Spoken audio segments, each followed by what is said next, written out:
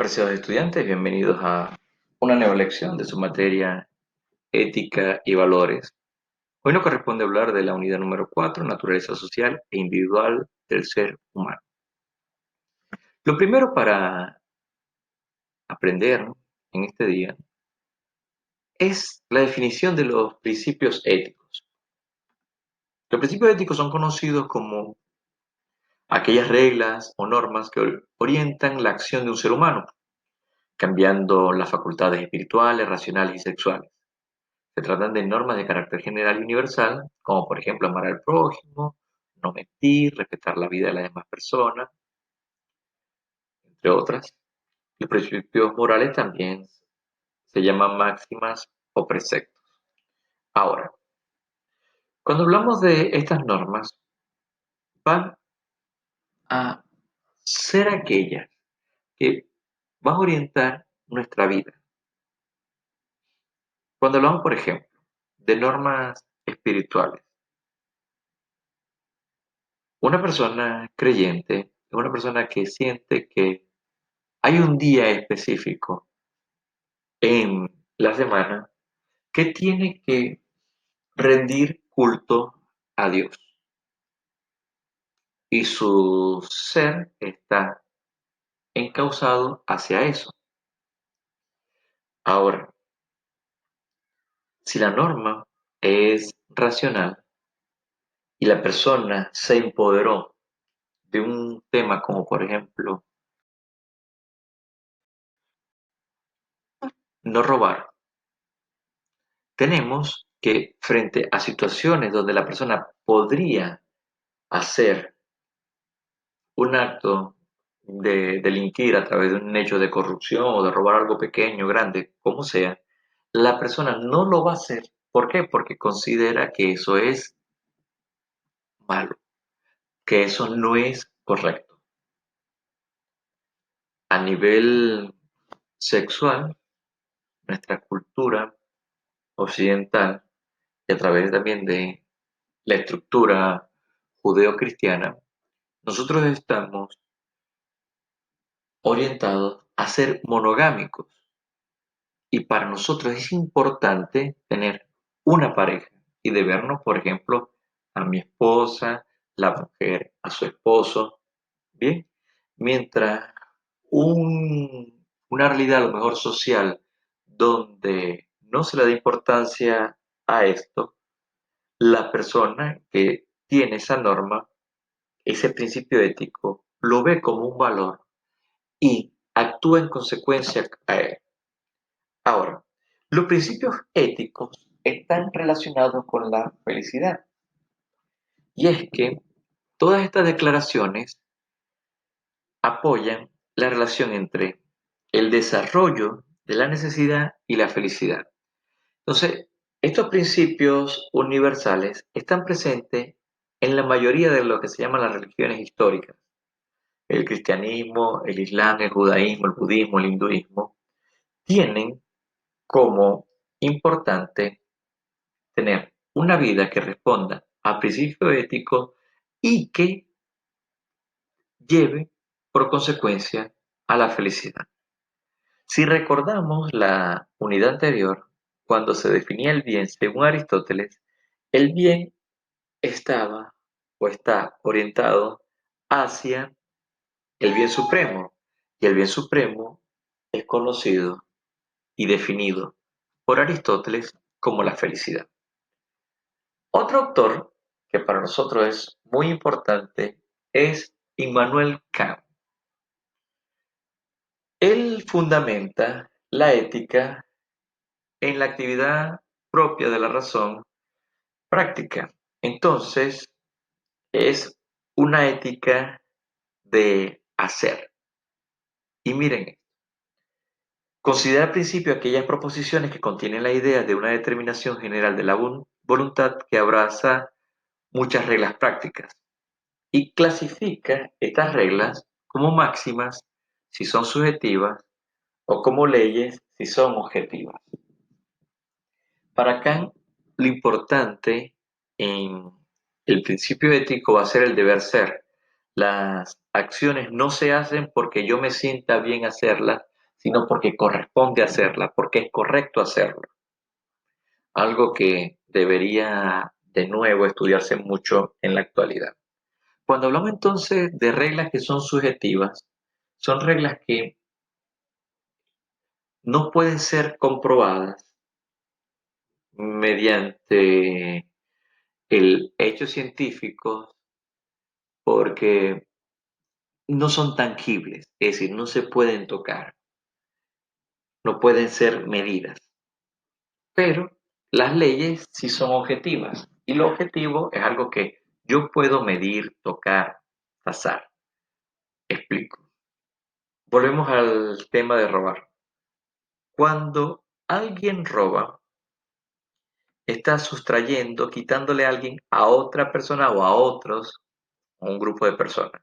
Yo puedo medir eso y decir, esa persona se robó un celular, se robó tal cantidad de dinero, hizo este hecho de corrupción, estos fondos que eran para jubilaciones de estos viejitos, viene y se lo llevó a su cuenta. Yo puedo medir eso. Entonces, robar es una ley por cuanto es objetivo.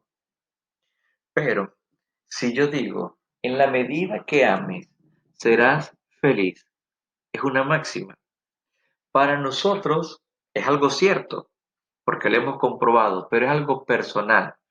Pero para poder medir eso, habría que hacer todo un conjunto de pruebas que si bien hoy en día hay índices de felicidad, no es tan fácil poder decir esto es cierto.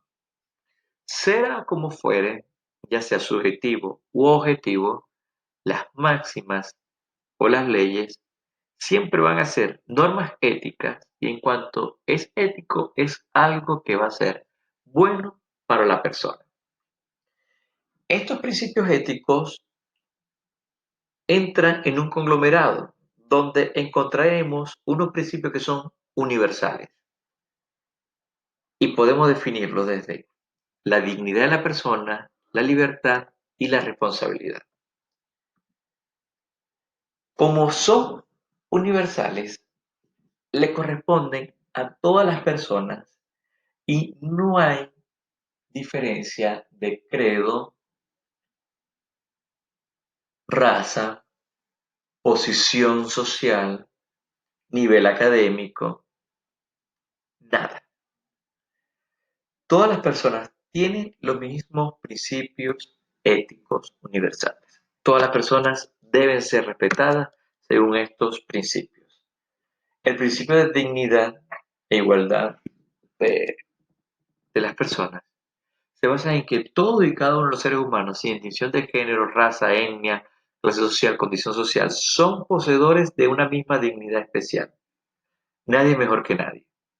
No es porque una persona pertenezca a, no sé, a la realeza en Europa que existen eso, o que una persona tenga un cargo político, va a ser mejor que aquel que no tiene nada en cuanto a esos cargos o posiciones sociales, porque todos somos dignos por ser personas. Es tanto así que cuando este principio de dignidad se toma en la ley y se basa en el hecho de que todos somos iguales frente a la ley. No es que porque una persona tenga eh, mayores riquezas puede salir con su auto y atropellar a una persona y que no pase nada. En teoría, porque algunos de ustedes dirán, profe, sí, pero la ley, los abogados se corrompen, lo que sea. Pero en teoría, y pasa, en las leyes son juzgados y penados por cometer el delito, porque todos tenemos la misma dignidad. Ahora, el principio de libertad, responsabilidad y creatividad humana hace que las personas cumplan con su propósito o fines de su vida. Es decir, que lleguen a ser responsables de sí mismos. Cuando ustedes eligieron estudiar esta carrera, no la eligieron porque les obligaron. Es decir, fue una decisión personal. En la medida que yo tomo decisiones personales en libertad, mi creatividad se expande. ¿Por qué? Porque estoy haciendo lo que me gusta. Entonces no me siento presionado por lo que tengo que hacer, sino porque lo que estoy haciendo parte de una pasión, de un sentimiento, de una vocación. El principio de dar y recibir. Nuestra alegría será expandida, realizada y lograda, experimentada, en la medida en que nos relacionemos con los demás y tanto con las personas como la naturaleza. En este momento en que te estoy hablando, estás respirando y hay un conjunto de vapores, de gases que están entrando en tu cuerpo, que los pulmones purifican, se queda con el oxígeno y bota el dióxido de carbono. Entonces en este momento, hay un y venir, una retroalimentación con la naturaleza. Igual cuando comemos, igual cuando salimos y sentimos el sol. Ahora bien, en la vida también existe eso, es decir, afectos, cuidados, amores, amistad, que son fundantes y fundamentales para la vida. No somos seres aislados, no somos seres sociales. En la medida en que la persona da, también recibe. Y no se basa en el hecho de pseudociencias, ni de leyes de atracción, ni nada de eso, porque eso no es científico, sino en el hecho de que hay consecuencias de los actos. Si yo hago acciones buenas, esas acciones buenas se expanden y repercuten.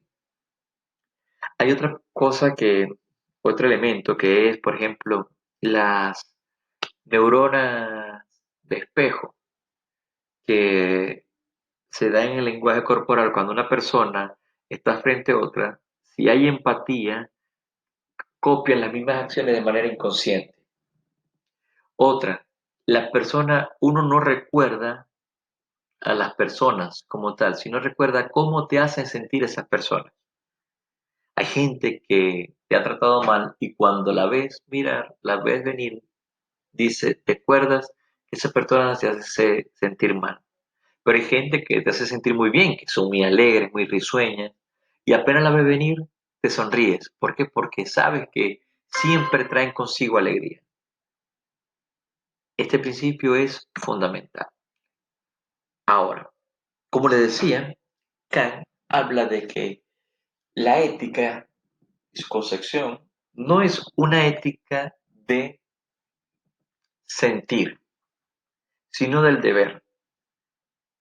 Es decir, las personas hacen lo que tiene que hacer porque le corresponde, porque es su deber. Y esto lo hace porque la voluntad de la gente, es decir, de la persona, desea mantener la ley moral.